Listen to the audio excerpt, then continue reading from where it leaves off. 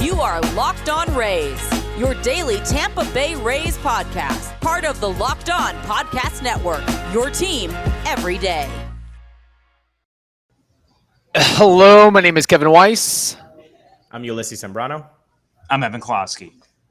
The greatest media baseball player of all time. And we are the host of the Locked On Rays podcast, part of the Locked On Podcast Network. Thank you for making Locked On Rays your very first listen every day. And remember, Locked On Rays is free and available on all platforms, including YouTube at Locked On Rays. All right, so a critical series, to say the least, for the Tampa Bay Rays, and I guess you could say the New York Yankees as well, as both these teams face off in a 3-game set at Yankee Stadium, and both teams evidently pretty hot right now, as the Rays just swept the Red Sox and the Yankees looking like they're going to sweep the Twins. What do you all think? How do you all think this series will shake out? I know in the last episode we talked about, if the Rays sweep, but what's the actual likelihood or the chance of that, let alone being on the road? Right, Slim. I mean, sweeping's hard to. Yeah, and a hard thing to sweep. I mean, the Rays were one ridiculous half inning away from pulling it off in the Bronx. They were, I would have loved to have seen what G-Man Choi could have done if they didn't screw up Yandy Diaz's strike 3 call. Yep. Little things like that happen. And with the Rays, because they don't have the bats to create cushion in a lot of games, they're caught in these scenarios of the shoulda, coulda, wouldas a lot. And sometimes it sucks, but sometimes it's a byproduct of just who they are as a team, and they thrive in just the yuckiness of these tight battles. And that, they're great in it, which is why they win a lot of them. But I would be surprised if the Rays swept.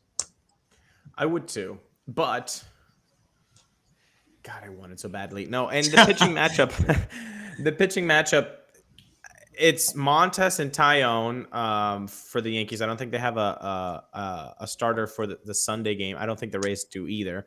For the Rays, it would be Rasmussen and Kluber. I was going to say Klubot, and then between Kluber and Klubot, and then that's what came out. It just seems like you added an accent. It's cool. Yeah, Kluber. Yeah, he's French today. Kluber. I don't. Dude, Drew Rasmussen, I'm going to give him and Kluber the advantage here, because Drew Rasmussen, I think, when I've never done this. I am not a father, but I hear that when you do that, you are just the most elated human being on the face of the earth.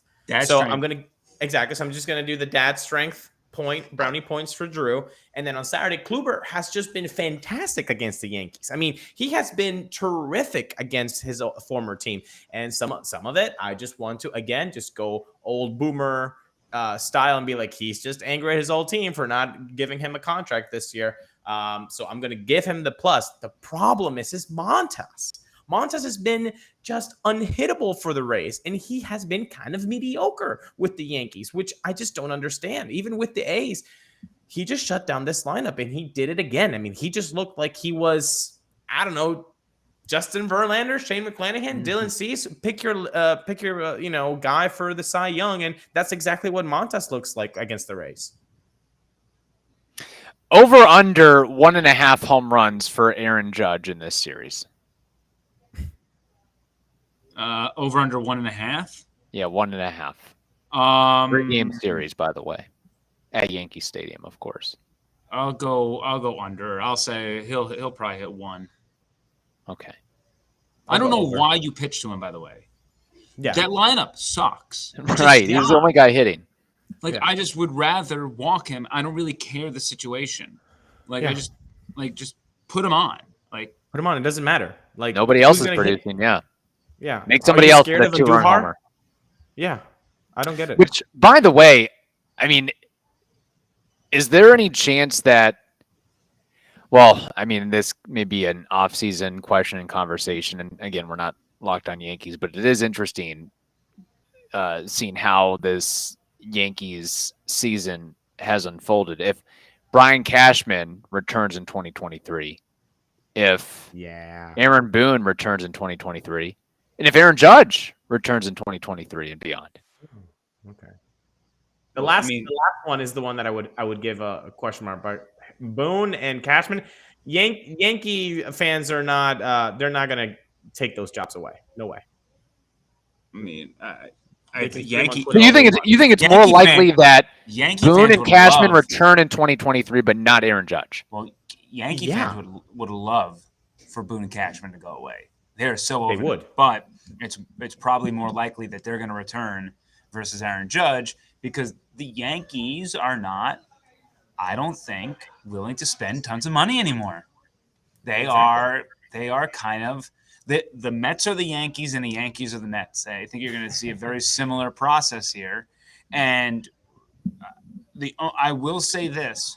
The Yankees might sign Judge because he is what Yankee fans and that media are going to do to the Yankees organization. The minute Judge signs elsewhere is going to be unforgivable for a lot of that base. And the Yankees might have to just suck it up. That's why I said if he breaks the record, you have to sign him. If he breaks Roger Maris's record, like there's not even a question. The problem is that the Yankees have no leverage anymore. They have none. They totally botched this whole thing up. And I don't want to turn this into a Yankees podcast. But I'm just saying that it's relevant in the AL East landscape because if he's gone, that dramatically helps the Rays in the future. It just it's mind-boggling that they would let this guy. I don't think there's a player in the history of any sport who has had a better walk-year year than Aaron Judge of the put up and shut up, let me earn my contract. Yeah. Like nobody has done what this guy has done in that sort of scenario. And you best believe he's going to go shopping to New York first, the Mets, and to the Dodgers and to the Angels. He's going to be like he's got a credit card, on Saks Fifth Avenue, and they're just going to let him go. What meetings can we get? Let's see what meetings we can get. And the Yankees are going to be cornered. Aaron Judge and this team, they're going to be like, oh, this is our money. This is what we want. Or, take the ridicule that comes with it. And the Yankees are going to have to decide whether they want to be the laughing stock of that city or that they'll just say, you know, whatever you put in front of us, we get it. Well, boys, if you want to feel as confident as Aaron Judge will feel like during the offseason, being courted by so many other markets and franchises, well, you can be as confident as Aaron Judge if you try Blue Chew. Blue Chew is a unique online service that delivers the same active ingredients as Viagra, but in chewable tablets and at a fraction of the cost. You can take them anytime, day or night, so you can plan ahead or be ready whenever an opportunity arises. You will not get intentionally walked, okay, when you're using Blue Chew. You will score. And the best part of it all is that it's done online, okay? So there's no visits to the doctor's office, no awkward conversations, no waiting in line at the pharmacy. Blue Chew's tablets are made in the U.S. and prepared and shipped directly to your door in a discreet package. So if you could benefit from extra confidence when it's time to perform, chew it and, well, do it. And we've got a special deal for our listeners. Try Blue Chew for free when you use promo code LOCKEDON at checkout. You just have to pay $5 for shipping. That's BlueChew.com, promo code LOCKEDON to receive your first month free. Visit BlueChew.com for more details and important safety information. And we thank Blue Chew for sponsoring the podcast. Now, boys, a lot of Yankee talk, and so I want to steer that back into Rays talk. This series, we will probably see the return of, yes, the young phenom, 11-year contract man, $182 million man, Wander Franco. But let's say he does get into the team on Friday. Well, unfortunately, we will have to say goodbye to somebody. It could be somebody with an option, such as Taylor Walls, Jonathan Aranda, Isaac Paredes, or maybe somebody with no options like Yu Chang. So I want to pose this question to you both. Evan, you can go first. Who will be the one that gets the axe? Man, with Wander's injury history is tough. I mean, is there a chance that they put Yanni down south and just figure it out with the pitching short term and then do some, the crazy manipulation in the process that they just utilize Yanni for 3 innings. They're probably going to have to now wait another 2 or 3 days to use him again. So why not shove him down there, let him get another bulk game, get another start in there, and then you can bring him back out on the back end of that. Or when someone else inevitably lands on the 15-day IL, that something will happen because, I don't know, the Rays hitters and pitchers get injured more than anybody in the world. Then you can manipulate the way that you're supposed to manipulate it. I do not see how you can designate Chang for assignment, but again, Chang was always supposed to just be the get me over the hump until Wander returned. It's just I don't think anybody expected him to play the way he's been playing. But I mean, this franchise also DFA'd Whistler, and I didn't necessarily see that coming either. So. Not that I think Whistler is like the best reliever in the pen, but I mean he's been a guy that they've turned to all season long and got hurt, and I don't know if with that injury they just didn't like what they were seeing again with his slider, but so if I had to make a guess, I would I mean I can't even say Yanni because they got to activate Rasmussen off the paternity list, right? And that's going to be Yanni's spot. So, yeesh.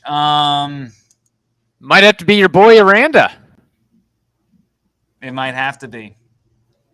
Is that your guy, Kevin? I guess it is just by I think elimination, and I think it has to be Aranda. I forgot about the paternity list thing. So yeah, I think it's got to be Aranda, and I think you have to keep Walsey up. Because at least to the start of Wander's, getting back out there, like they're not going to, I think, shove him out there every day to play short. Even though I think hitting is actually the hard part, not the fielding. But you definitely want something that's going to give some breathing room. Yeah. Well, and when does Roman Quinn get off the IL? Nope. If he wants a job, he's never getting off that thing. Phantom IL. But don't you have to take him off? It's a 10-day injured list, not 40-day injured list. He was put on it on August 20th. No, you can move him to the 60-day, but you don't have to take him off of it. Yeah. Okay, so that's what they'll do then. But let's just say that Roman Quinn has the roughest contusion you've ever seen this side of the Mississippi. Exactly. I'm looking at the schedule, and we've talked about the schedule endlessly, so we should know it by heart now. 3 at Yankee Stadium, then in 4 days they have 5 games against Toronto. Yanni would be scheduled to pitch in normal rest on Monday. Now you get an extra player on the doubleheader. The doubleheader is on Tuesday. Yes. So you bring him up. It might be somebody else that's not Yanni because you need Yanni for the Monday ones. So you don't put anybody on the schedule. Or McClanahan also needs to return, as you said. I don't know if McClanahan's pitching again this year. I'm on the David Sampson train, and he's going to be shut down. I'm putting that on the record. Oh, what? They're fooling us through. He had a bullpen session. I mean, they said best case scenario. I think he's done for the year. Sorry. I have not gotten any indication that Shane is done for the year. Everything's been positive up to No, I'm not saying that won't happen, but everything's been positive up to this point. The way that it's been described by Kevin Cash is the same way that Blake Snell got injured in his AL Cy Young year, right? After the All-Star break, he had some shoulder fatigue. They shut him down for 2 weeks. They brought him back. That guy barely gave up any runs on his return. So, there's no part of me that has heard anything that we're worried about Shane's whether it's his elbow, whether it's his shoulder, whatever it might be. It seems like he is moving in the right direction. And the 15th, or I think they might hold off and keep him on the beginning of the homestand just to be, maybe because of travel, they might just keep him home and start him on the 16th. That would be the thing. But you mentioned it. I think what you would do, right, even if you send Yanni down in quotation, you can still bring him back up for the doubleheader as the extra player in that scenario. So you'll send him down, then up for the doubleheader, and then back down again. So that is what's going to happen on the 13th when that doubleheader happens. I guarantee you we'll see Chirinos. And it's totally okay, the fact that Chirinos is going to have the extra day, because even though his normal day is Monday, it's still 4 games. He's still working on the normal game rest. So, and I'm looking for the person before Yanni, and before Yanni was a bullpen day. So we're saying then on a Monday to start the Toronto series, it could be a bullpen game. But again, that's without a guy who can give you 2 innings like Brooks Raley. So then you're putting a little bit more pressure on that bullpen if you don't have a bulk guy. This is very interesting stuff. To an extent. The Rays always figure it out. I mean, they really do. I mean, now, by the way, they're stretching Sean Armstrong. Now, after Sean Armstrong had that spot start for Shane, they kind of are letting him go 2 or 3. Yeah. And he's done well. Great job. Has. I don't know what has clicked with Sean Armstrong, but it's his last name, Armstrong. That's what gives him the extra kick. No, if his name was Sean Armsoft, he would be terrible. But exactly. I would not be surprised if we saw a 3-inning opener out of Sean Armstrong in this stretch. And if the club is not thinking, are we tapping into some Springsian type thing here? I like it.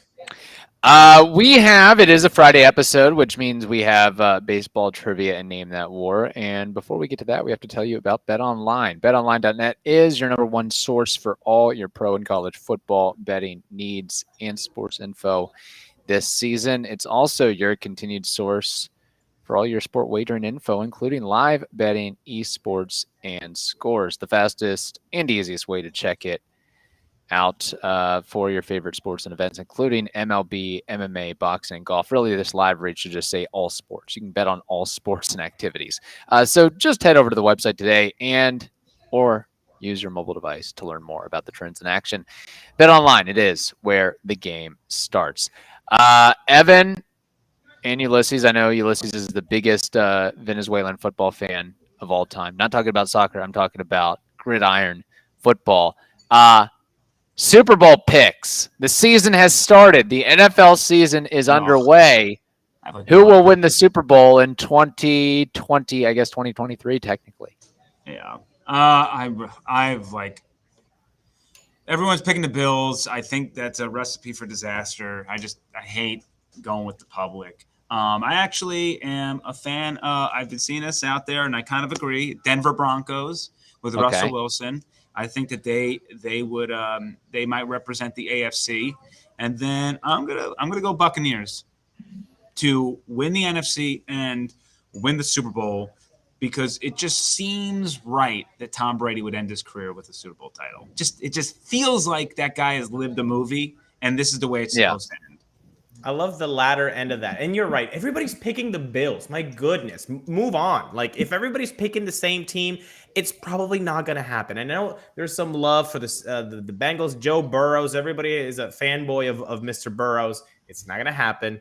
I'm with you, Evan. It's going to be TB12. He's going to retire with the championship, which I think he honestly might have just ended it with a COVID year, but with no people in the stands or, not that feel. It just didn't feel probably right. And he wanted another taste at it. And this is his taste at it. So let's see if the O-line leakage does not actually make him, kind of worrisome. And he does end up with the trophy at the end. Okay. Before we get to trivia, I have to get this answer on the record from Closky here. Okay. The Rays say they're Game 7 of the World Series. Game 7 of the World Series, it's the Rays facing whoever from the National League. Let's say the Dodgers, for example. You could watch that. You can only watch one of these.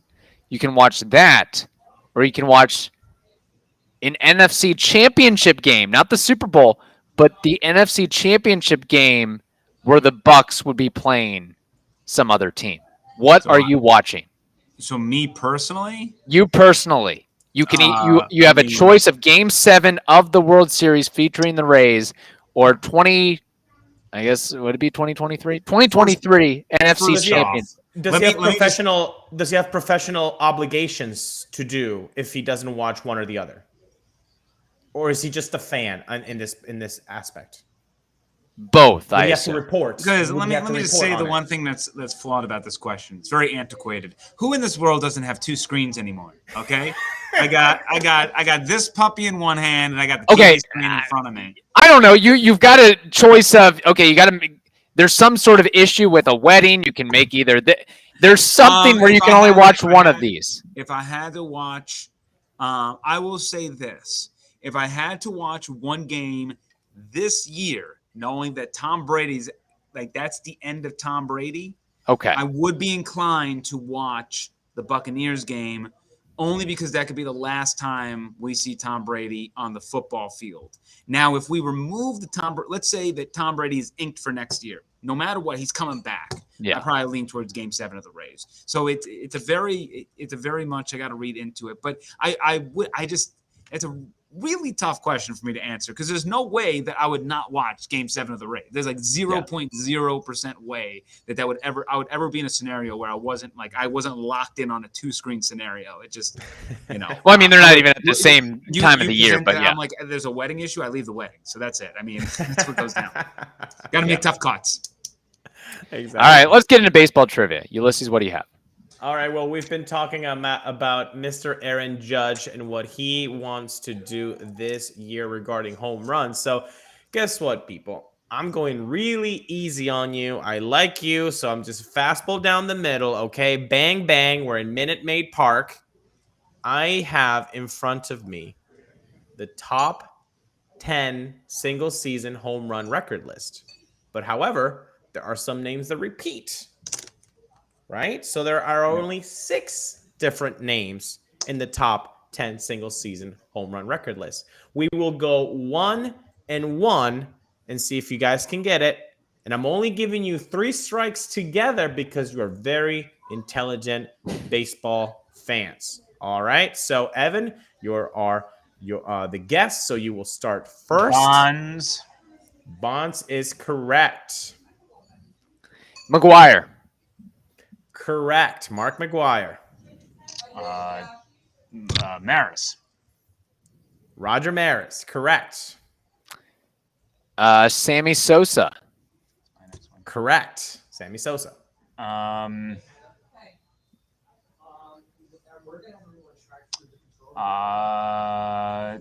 Stanton.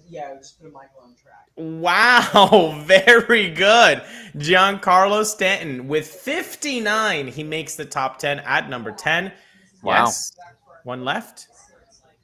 There's one left? I thought it was top 10. Yeah, so there's only 6 names. And you have 5 right now.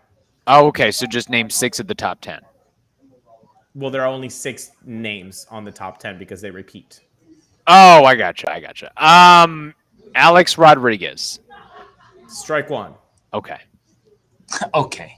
I know this is going to probably be wrong. Pujols. Strike 2. Boys. Oh. Boys. Get it together here. Okay. Who are we missing? Okay, I'm just going to give you the names. Barry Bonds, McGuire, Maris, Sosa, Stanton. Is Griffey one? Hey, that's not our answer. We're just having a side convo. We each got a strike, so that's a good guess. Well, it's definitely not Hank Aaron, because the most Hank Aaron had in a season was he was consistency. Boys. Steroid, or we got to be thinking steroid guy. On the comments, sound off on the comments if you know right now who they are missing. I want you to fill that comments box on YouTube. Subscribe to the channel while these guys are thinking. Okay, let's do some reverse engineering. Home run leaders of all time. There you go. And we already guessed Pujols. Yeah. Single Griffey season. is a question mark. I like Griffey, but Not gonna be Ruth. So let me ask a question. Is this steroid era ball player? No. It's not. It was something else steroid, and it was not steroids. It was something Greenies? else. Nope. Something else. If I say the joke that I want to say, then you guys are going to guess the guy, and I really want to say the joke. Is it a modern guy? No, I mean, there's another We didn't joke watch. there. Were we alive when this guy did this? We were not. By a long shot. It's pretty obvious, you guys. It's got to be Ruth, right? That's a question mark. I mean, I guess it's Ruth. Is that your final answer? Sure, it's our final answer. Sure. Babe Ruth, yes. All right, there Babe we go. Ruth. Okay. We got it. Yes. I mentioned Babe Ruth was With 60. With 60. Come on. That was the whole Roger Maris thing. He passed him by one in 1961 with 61. It's so funny because now we've watershed that whole story because we've the McGuire Sosa thing was now 20 some odd years ago. Next week, that's a great trivia question, and I love the setup of us going back and forth on that. I think the next one should be top 10 list of most chicken and beer on a flight across the country. Wade Boggs, baby, let's go. Yeah, that's one answer. Right Tampa there. boy as well. Name that war. It is a Tampa boy. Tampa man, I should say. And this guy is a pitcher, and we watched him roughly from 1995 to 2006, and his name is Brad Radke. What is his career WAR? Oh, what high school did he go to? Well, I know his son went to Jesuit, but I can look that up. How do you I would imagine he went to Jesuit and his son went to Jesuit, but I could be wrong. That's very legacy school. Radke. He went to Jesuit. Okay. Baseball powerhouse. Yeah. Don't mind me. I actually have to plug in my computer, so you all deliberate this while plugging my computer. Lance McCullers Jr. McCullers was Jesuit, yeah. Yeah. Radke. Okay, so Brad Radke, 96 to 2005. He gave us the year. That's very helpful, actually. That is very helpful. Okay, so what are we thinking here? Double digits? I mean, I definitely believe double digits. Not more than 15. There's no way. I feel like he pumped out a couple of good seasons, though, in Minnesota. If he did, though, a couple 3 WAR seasons, fine. That's 6. Then you have 8 years left of maybe 1 WAR season. So 8 plus 6, 14. Maybe, okay. Oh, hello. We lost him. Technical difficulties, people. Thank you so much for bearing with us. I don't know if Kevin lost a signal or we lost him in an avalanche, but we lost. I don't know. Yeah, it was on an avalanche of white noise. Thank you guys so much for bearing with us. Make sure to subscribe right now on YouTube. Right now. And we're so sorry for that. Blink twice if you can hear us. We are so sorry for that. If you need help, let us know. Yeah. See, the audio people will not have this issue. Okay. Can you hear me? I can hear you, yeah. Okay. Yes. I'm trying to find a plug, but I can't get it. We'll guess rather quick. Evan, what is your name that war? I am going to go with 16.3. I am going to go with 13.9. Man, not giving Brad Radke the respect that he deserves. And actually, that's probably what I would have thought his career WAR would be. But it is an astonishing, and I mean astonishing, 45.3. Look at Ulises. No, what? And it's kind of remarkable because if you look at his line, He won 148 games, had a career 4.22 ERA. I don't know how, and I looked at Fangraphs WAR too, and they give him like a 36.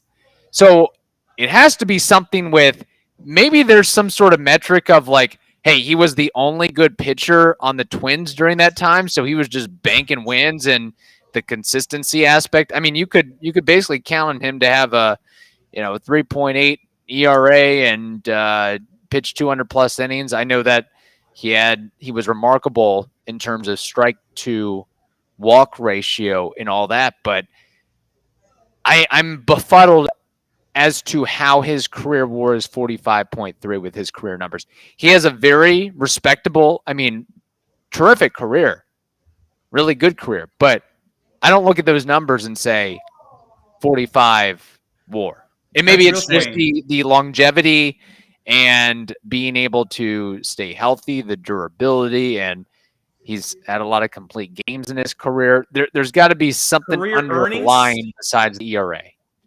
Career earnings for Mr. Radke, do you know? Not off the top of my head, but probably well over 25, 30 mil. I'm going 38. You got a guess, Evan? I'll just split the difference, 32. Making me work here. Come on, buddy. You got it. Just show salaries. I don't. This is harder than it looks. If we get it, whoa! Oh my! He could send a million kids to Jesuit. $62 million almost. Well, my goodness, Mr. Radke. I think we all need, as a group, to apologize to Brad about totally underplaying his career and his earnings. Yes, 100%. And his son was a damn good basketball player at Jesuit. Hand up. Wrong. Yes.